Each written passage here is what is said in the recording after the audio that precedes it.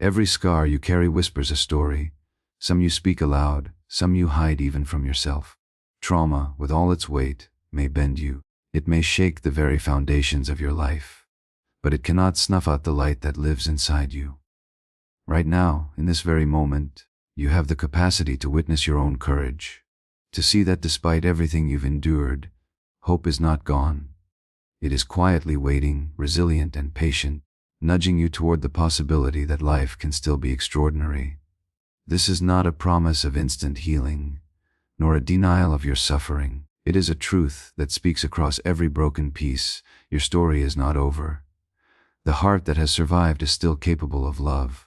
The mind that has weathered storms is still capable of clarity.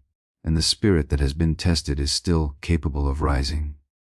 Today, let us honor the struggle, but let us also celebrate the undeniable truth. Trauma may touch you, but it will never kill hope. Pain leaves its mark in ways we often cannot name. It lodges itself in the corners of our memory, in the spaces between our breaths, in the trembling of our hands when we least expect it. Sometimes it arrives like a storm we see coming, other times like a thief in the night, stealing from us a sense of safety we thought was permanent. And yet, this very pain, so raw and undeniable, is proof that we are alive, that we have loved, that we have lived. To acknowledge it is not to indulge in suffering. It is, in fact, the first courageous step toward reclaiming ourselves. When trauma enters our life, it often insists that we ignore it, that we pretend everything is fine, that we swallow the ache as if silence could make it disappear. But the body and the mind have their own language, and they do not lie. The tension in your chest, the sleepless nights, the gnawing sense of emptiness, these are not signs of weakness. They are the echoes of something that matters, that demands to be seen. And when we refuse to acknowledge this pain, when we insist on pretending it isn't there, it does not vanish. It grows in hidden spaces, shaping our reactions, guiding our choices, whispering its presence in moments when we least expect it, until life feels heavy in ways we cannot fully articulate. To face pain is an act of bravery. It is an acknowledgement that what has happened to us matters, that the disruptions in our lives, the betrayals, the losses, the wounds inflicted by others or by circumstance are real. It is a declaration that our experience is valid, that our story deserves attention and care. So often, society teaches us to hide, to minimize, to put a brave face on suffering, as if acknowledgement were a sign of fragility. But it is precisely the opposite. To look at the wound, to name it, to breathe into it with awareness, is to assert control over it. It is to say, this happened, it hurt me, and I am not going to let it define the entirety of who I am. Pain, when witnessed and held, becomes a teacher rather than a tyrant. It reveals the boundaries of our humanity, the places where we are tender, the spaces that require gentleness, attention, and care. There is also a profound liberation in acknowledgement. When we allow ourselves to see what has been done to us, to fully experience the ache, we take the first step toward breaking the invisible chains trauma often places on our lives. These chains are subtle, almost invisible, but they shape the way we trust, the way we relate, the way we view ourselves and the world. They whisper that we are unworthy, that life is unforgiving, that love and safety are fleeting illusions. And yet, the moment we confront the pain, naming it and feeling it without judgment, we begin to loosen the grip of these invisible chains. We reclaim a piece of our agency. We assert that even though trauma touched us, it did not extinguish our power to feel, to heal, to move forward. Acknowledgement of pain is not a one-time act. It is a practice, a relationship we cultivate with ourselves over time. It requires patience, and it asks us to be gentle when our instincts are to flee, to numb, to distract. It invites us to listen deeply to our own inner world, to honor the parts that ache and the memories that linger. It asks us to show up for ourselves when the rest of the world may not, and in doing so, we begin to build a bridge between suffering and growth, between what was lost and what is yet possible. There is a quiet dignity in this process, a recognition that the very experience of pain does not make us lesser, but more fully human, more capable of empathy, more able to connect with others who carry their own invisible burdens. It is important to understand that acknowledgement does not require reliving trauma in ways that re-traumatize. Rather, it requires recognition. It is the act of bearing witness to your own life with honesty and compassion. By acknowledging what happened, by allowing ourselves to feel what we have felt, we validate our existence. We create a sacred space within ourselves where pain is seen, where grief is held, where the tremors of fear and anger can pass through without judgment. In this space, healing begins, not as a sudden miracle, but as a slow, persistent opening, a letting in of light where shadows once dominated. Many people resist acknowledgement because they fear the intensity of what they will discover. They worry that to truly feel the pain is to drown in it. But the irony is that avoidance magnifies suffering. Pain thrives in darkness, grows in silence, festers in secrecy. Only when it is brought into the light, when it is met with awareness and compassion, does it lose its capacity to control us. To acknowledge pain is to hold it in your hands without fear, to sit with it without shame, and to recognize that it is a part of your journey, not the whole of it. This acknowledgement is also an act of hope. By seeing and naming the hurt, we lay the groundwork for transformation. We do not pretend the past was fair, nor do we erase the marks it left. Instead, we accept their existence, and in that acceptance, we begin to reclaim the possibility of joy, connection, and purpose. It is the first courageous step toward reclaiming our lives, toward moving from a place of survival to one of presence, awareness, and ultimately, choice. Resilience is not something we are given. It is something we carry within us from the very beginning, even when life seems determined to test us beyond our limits. It is woven into the fibers of our being, quietly waiting to be called forth in moments of despair. Many think of resilience as an extraordinary feat, a rare quality possessed by a few chosen individuals who somehow withstand the storms of life with ease. But in truth, resilience is ordinary in its origin and extraordinary only in its expression. It is the pulse that keeps us breathing when the world has pressed its weight upon us. It is the quiet insistence of life itself, whispering that we can endure, that we can rise, that we can continue.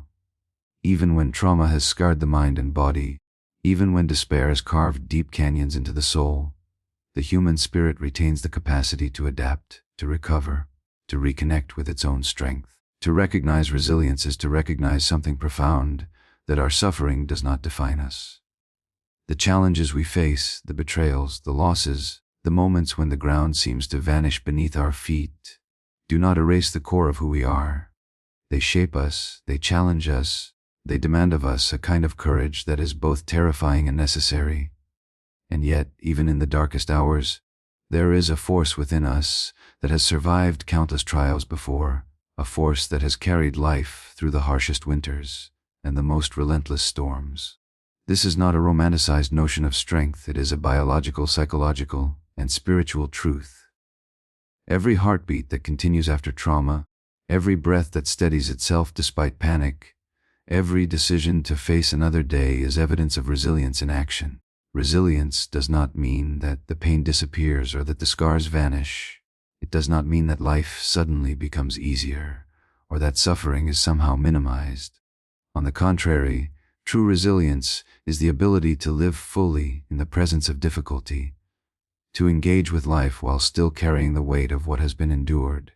It is the capacity to be both tender and strong, to grieve and to hope, to acknowledge vulnerability while refusing to be defined by it.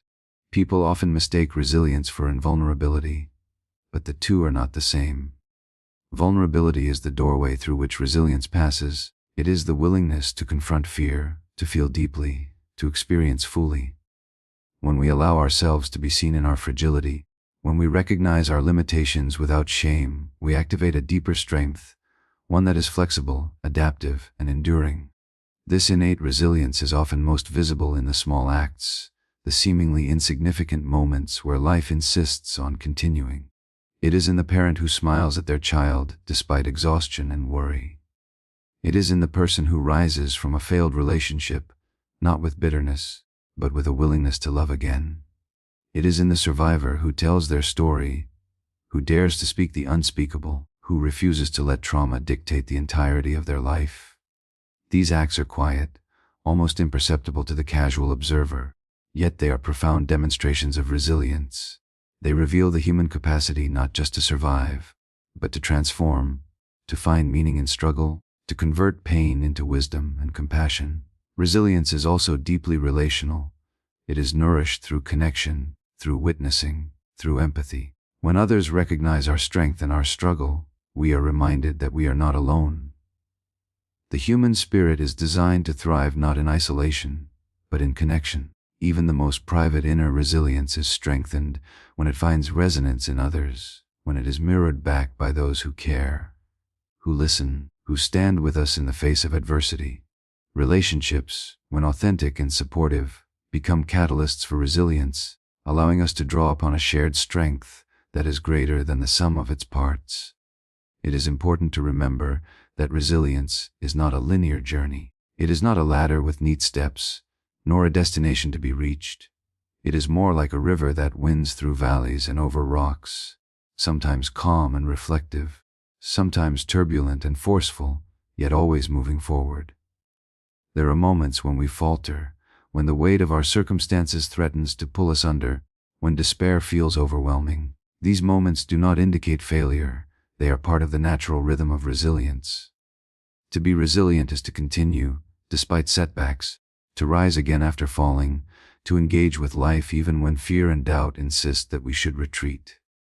Innate resilience also teaches us about possibility. It whispers that even after profound loss, there is a capacity for renewal. Even after betrayal, there is a possibility for trust. Even after trauma, there is a chance for joy.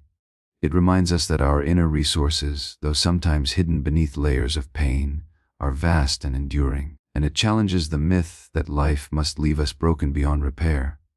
The very presence of resilience within us is an invitation to explore our potential, to cultivate our strengths, to embrace life fully, to move beyond mere survival into a realm of living that is conscious, intentional, and infused with meaning. Resilience, therefore, is not an external gift. It is a recognition of what already exists within us. It asks us to look inward, to trust our own capacity for endurance, to honor the ways we have already survived, and to imagine the ways we can continue to thrive. It is a quiet, persistent force, often unnoticed until it is called upon, and yet it is the foundation upon which recovery, growth, and hope are built.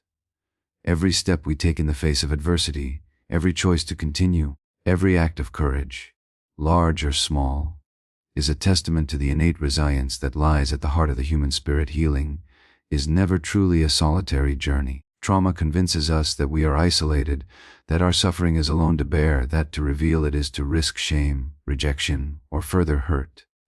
And yet, paradoxically, it is through connection that healing begins. Connection is the quiet lifeline that draws us back from the edges of despair, the invisible thread that reminds us we are part of something larger than ourselves.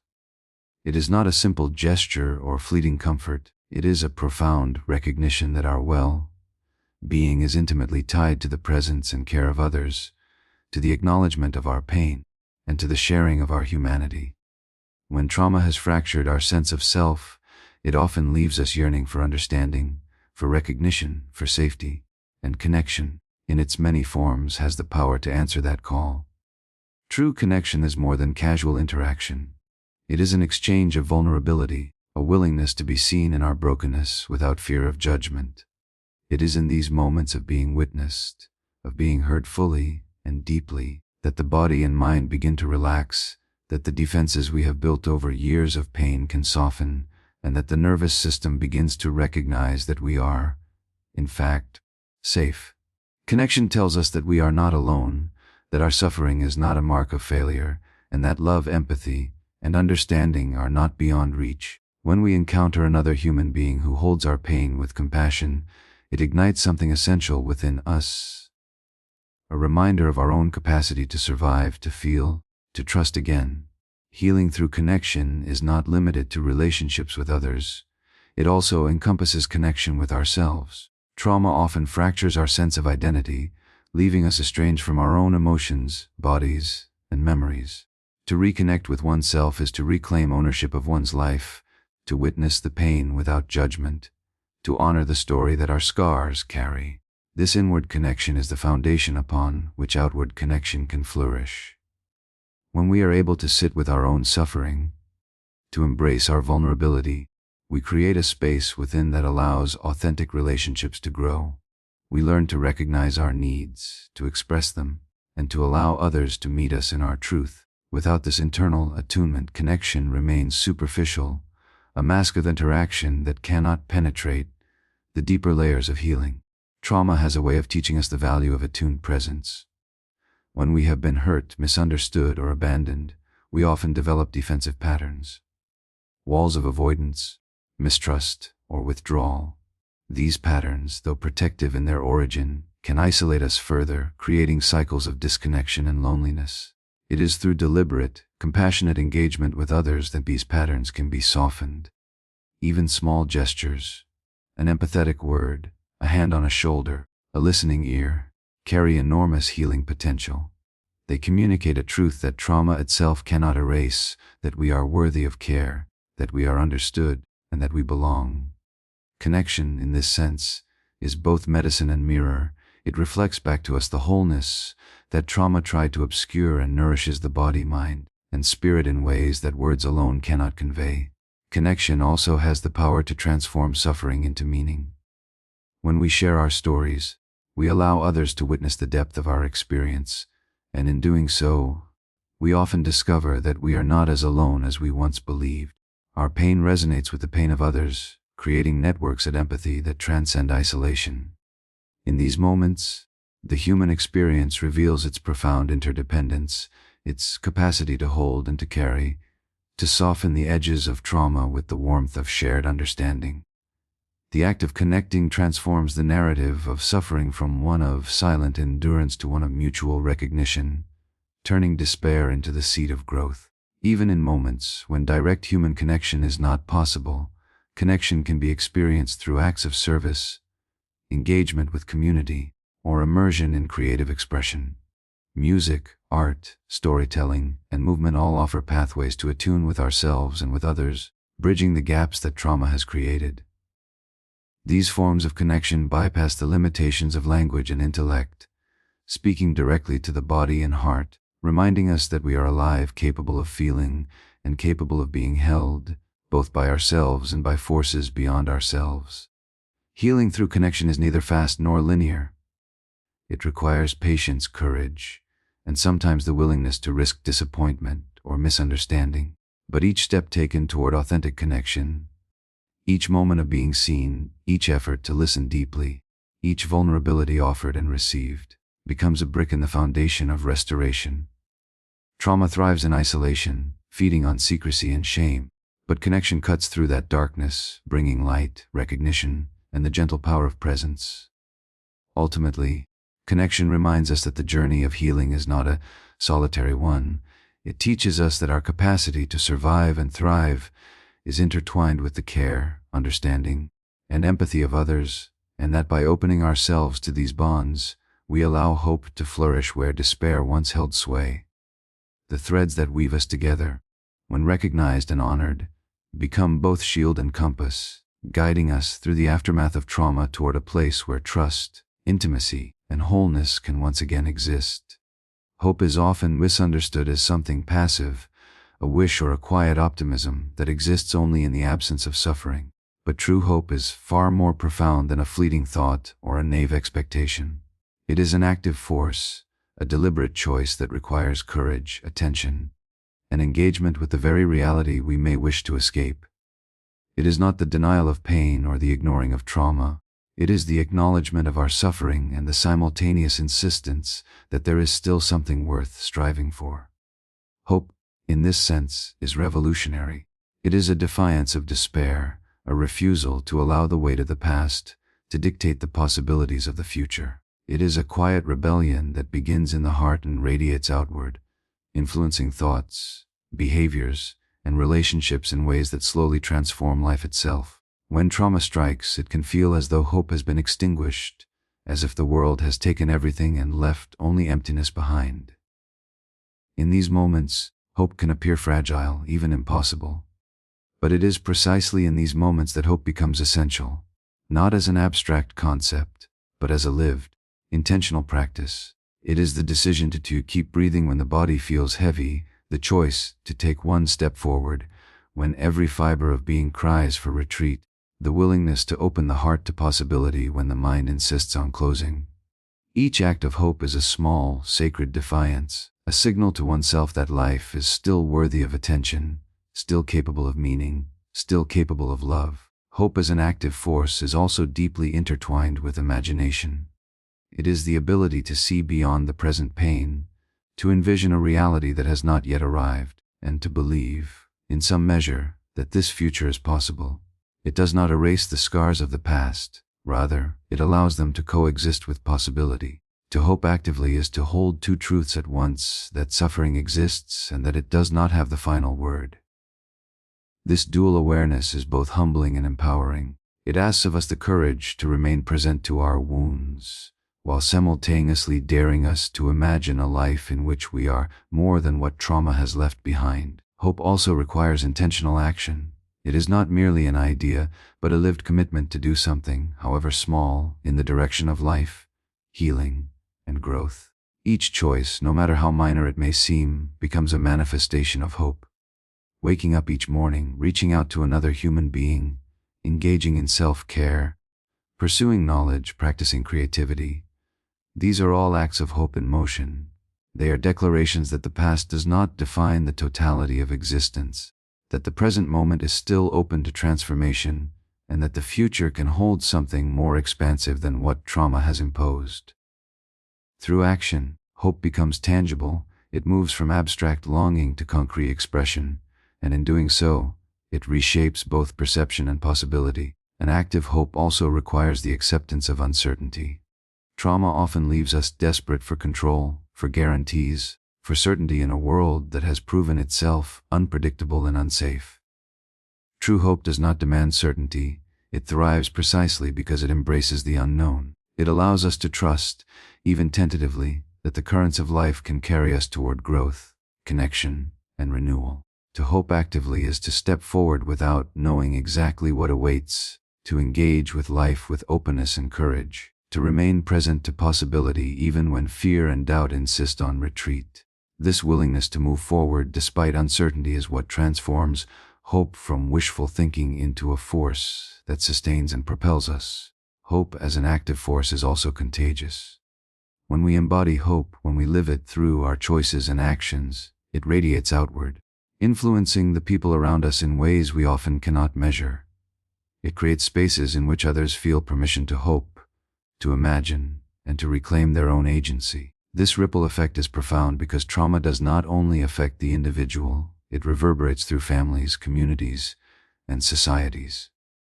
By actively choosing hope, we do not merely preserve our own spirit, we contribute to the possibility of renewal and healing in others, becoming living proof that despair can be met with resilience, that suffering can coexist with purpose, that darkness can coexist with light. To engage with hope in this way requires honesty, awareness, and vulnerability. It requires acknowledging the depths of pain while simultaneously daring to believe in growth. It asks us to face despair squarely, to name it, to feel it, and then to act in defiance of its suffocating force. It is a commitment to life not in the abstract, but in the concrete, messy, unpredictable reality of each day. It is not passive waiting for circumstances to improve, nor is it a denial of reality. It is an active, living affirmation that the human spirit can endure, adapt, and expand even in the face of profound suffering. Hope, when fully embraced as an active force, becomes a compass. It directs choices, shapes perception, and gives meaning to action. It reminds us that trauma may mark us, that pain may touch us, but that neither has the power to extinguish the fundamental capacity for growth, connection, and purpose that lies within. It is a force that insists, gently but persistently, that life is not over, that love is still possible, that transformation is still within reach. Reflection is not merely a pause in action, it is a sacred act of witnessing, a turning inward that allows us to confront the contours of our own lives with honesty and compassion. It is the gentle gaze that seeks to understand rather than judge, the deliberate attention to our own experiences that transforms them from burdens into teachers. In the aftermath of trauma, reflection becomes a lifeline, a way to make sense of the chaos that has touched us, to uncover meaning where there seems to be none, and to reclaim agency over a life that may have felt fractured or stolen. Too often, the world urges us to move quickly past our suffering, to perform resilience rather than inhabit it fully, to distract ourselves from the raw edges of experience. But reflection asks us to slow down, to linger in the spaces of our own consciousness, to give voice to the whispers of the heart that have been drowned out by pain, fear, or the expectations of others. To reflect is to honor the story that is uniquely ours. Trauma often leaves us feeling as though we have been reduced to the worst moments of our lives, as though our identity is defined by what has been done to us, rather than by who we truly are. Reflection invites us to reclaim that narrative, to see ourselves as whole beings shaped by experience, but not limited by it. In the act of looking inward, we begin to recognize patterns that have guided our choices, understand the roots of our fears, and witness the ways we have survived with courage and persistence. This awareness does not erase the pain, but it transforms it into knowledge, into insight, into a foundation upon which we can build more intentional lives. Reflection is also a practice of presence. It asks us to inhabit the moment fully, to notice what arises within the mind and body without judgment or suppression. When we are reflective, we pay attention to the subtle messages of the body, the tension in the shoulders, the tightness in the chest, the quickening of the heart. We listen to the emotions that surface: grief, anger, fear, longing. We observe our thoughts, not as absolute truth, but as visitors that reveal the workings of the inner landscape. This kind of mindful reflection allows us to engage with ourselves with curiosity rather than fear, with openness rather than defensiveness, creating a space in which healing can occur organically. The more we practice this inward gaze, the more we learn to recognize the cues of our own needs, the limits of our endurance, and the reservoirs of strength we may not have realized were present all along. Reflection also deepens empathy, not only for ourselves but for others. When we examine our own wounds, we become attuned to the struggles of those around us. We see that suffering is not a mark of failure, but a part of the human experience that unites rather than isolates. In turning inward, we cultivate the capacity to hold others in their complexity, to witness their pain without judgment, and to respond with care and compassion.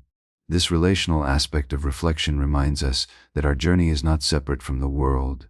Our insights, awareness, and understanding ripple outward, touching lives in ways that may be subtle yet profound. By becoming reflective, we contribute to a culture of empathy, one in which human connection becomes a channel for healing, understanding, and mutual growth. Reflection also invites courage.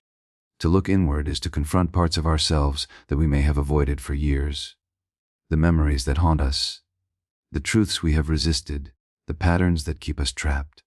It requires honesty, vulnerability, and the willingness to sit with discomfort rather than flee from it. Yet, in this confrontation lies tremendous power. By facing what has been hidden, we take control over the narrative of our lives. We reclaim authority over how we respond to trauma, how we understand our experiences, and how we allow them to shape, but not define, who we are. Reflection transforms the passive endurance of suffering into an active engagement with life, a choice to see, to learn, and to grow. Reflection is also the seed of possibility. In taking the time to observe and understand ourselves, we begin to imagine what could be. Rather than being confined to what has been, we explore the spaces of potential that trauma cannot touch. The dreams that survive despite adversity, the relationships that can be nurtured, the capacities that have lain dormant, but are ready to emerge. Each insight gained through reflection becomes a stepping stone toward action, toward transformation, toward a life that is more intentional, authentic, and aligned with our deepest values. Importantly, reflection is not about achieving perfection or arriving at a single truth.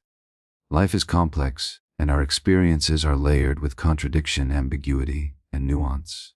Reflection teaches us to hold complexity, to sit with paradox, and to understand that growth is rarely linear.